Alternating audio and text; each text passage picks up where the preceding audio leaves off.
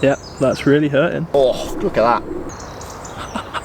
Alright everyone, how are you all doing? Welcome along back to a brand new video. Today, we're bird ringing. So I'm at a place called Cresswell Crags. This is the visitor centre just behind me, and over in that direction is the guy I'm going to meet today, and his name is Jack. Now if you have TikTok or Instagram, you might already know of Jack. He's a sort of a big deal. Have you done some bird stuff already? Yeah. We've got, I'll tell you what, come have a look at this. Oh, you got one in your hand? Straight away, that's a blue tit. Oh mad. So Look at him. just about to put a ring on it. If you like it. Yeah. What are we going to do? So we've got a few nets. There's a couple of nets and a couple of little traps set up around here. Right. Essentially all we do is process the birds here and then just do loops every maybe 20 minutes or so around the nets that we've got set here, which are set around bird feeders, which are bringing the birds in. We check the nets, we take the birds out, we pop them in these bags to calm them down, and then we bring them back here and do the processing. Alright, sounds good. So which way are we going to go? That way? That way. Alright, let's go.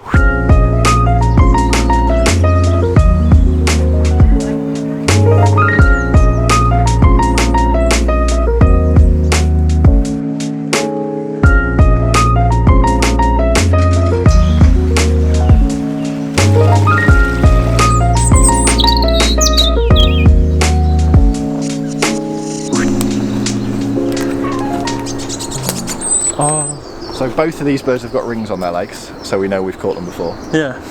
So what we do then is we reach in and then carefully take the net off the leg first, unhook the wings and then over the head. And you have him. And there's your blue tit. What? That was so quick. Get one of the bags. Get him in the bag. So into the bag. So once it can't see anything, once it's not got like the stimuli of us walking around, and they sort of jump around a little bit, but then they calm down pretty quickly once they can't see what's going on.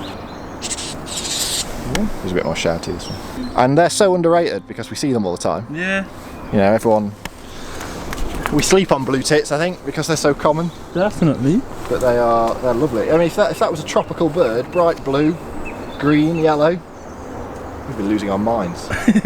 Net clear, on to the next one. So this one, same again, just go in, take the legs. One of the things I like about bird ringing is you get to appreciate birds that, like, in the field are really boring. Yeah. So you see that and you wouldn't think it's much if it was hopping around your garden. Really nice, but I think when you see them up close, I think they're stunning, Dunnix. I think they're really underrated. Bird ringing is done as a science to study birds. Its purpose is to monitor and evaluate bird species, and in its very first instance was to monitor migratory birds. Birds are caught in nets and other forms of traps. They're then processed with different measurements taken, a unique ring attached to their leg, and then they're set free again. Some migratory birds that have been caught in England have gone on to have been caught in Africa and identified using that unique ring tag. Today though, I'm with Jack as he's going to show us different birds that are caught and what happens when out bird ringing and what the data is for. So with that first batch of birds caught, it's time to process them. So that, although it looks like I'm sort of choking it a little bit, birds have got tiny little necks, so there's no way of like harming them at all really. But the first thing we need to do is read its ring number. So this is AHP 1334. So this bird was ringed sometime during last year. So to work out the age of this bird, what we're looking at is whether this blue, this really nice blue colour, goes all the way out onto these feathers here. And as you can see, there's like quite a clear contrasting colour between that blue and that. I guess it's like a muddy, greeny, turquoisey colour. So that tells us, because these are its juvenile feathers that it grew in the nest, that this bird was hatched last year. Right, okay. So in an adult bird, that blue would go all the way along. So you've still got some time around to go. here. So yeah, so in summer this year, he'll molt all this out and he'll get a nice blue full wing. But right now we can say that this was hatched last year out of a nest somewhere. So measure the wing length, turn that way, 62. And everyone's favourite bit.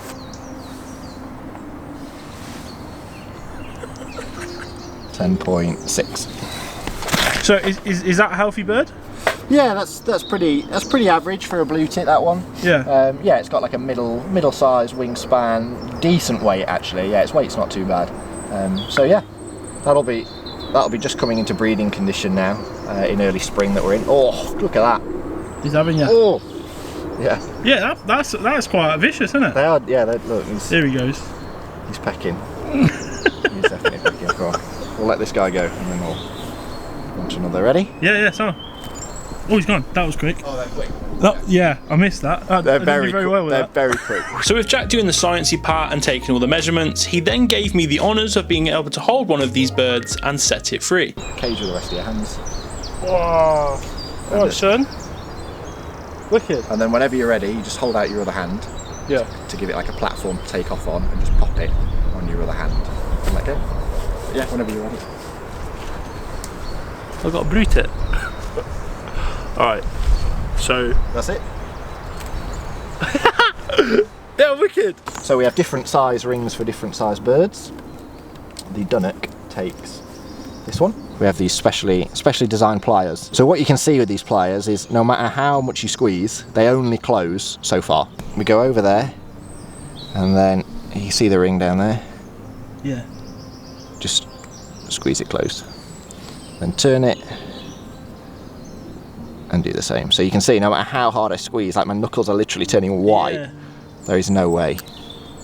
And then that ring, now got a tag. Yeah, slides up and down like that, which is perfect. Yeah. It's not constricting, it's like it's just sitting above that foot. And that's going to stay with that bird for the rest of its life and allow us to learn how old it is and where it might go if it moves somewhere else.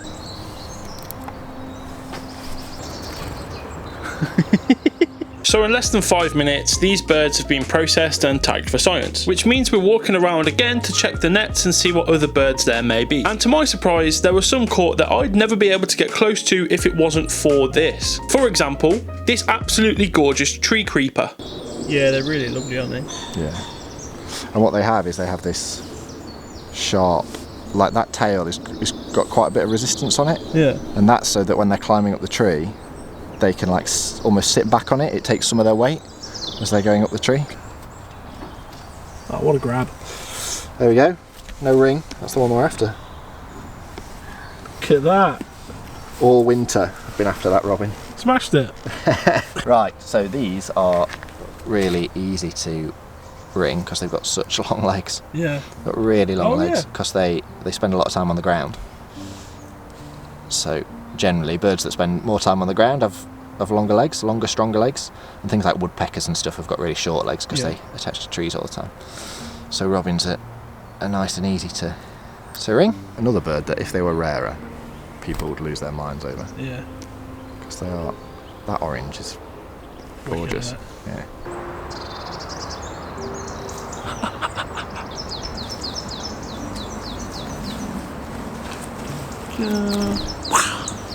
That's so satisfying. And then I got to hold one of my favourite birds and probably a regular to a lot of gardens. It's the goldfinch, a proper stunning little thing and one of the more calmer birds to handle, not like the absolute savage blue tit or the next bird to have been caught, the nuthatch. Oh, yeah. Well, that sort of peachy colour there. If that was a male, that would be like a really deep, reddy browny colour. And also under there as well. If it's lighter, basically, like this one is, then it's a female. Right, okay. So we know that this one is a she. Yeah, that's really hurting. And that's going to be it for this video on bird ringing. Hopefully you got an idea now of what it's like and what its uses are. It was a fascinating experience for me to be a part of, so a big thank you to Jack for having me along to show me what it was all about. If you want to follow Jack on any of his social medias, the links for those are in the description down below. And if this interested you, then subscribe and have a look around at some other class wildlife content as well. Also, don't forget to smash a big like to help the channel grow, and if you want to support further, please consider joining the Patreon. That helps massively. For now though, I've been Wildlife with Cookie. Thank you for watching. Take care.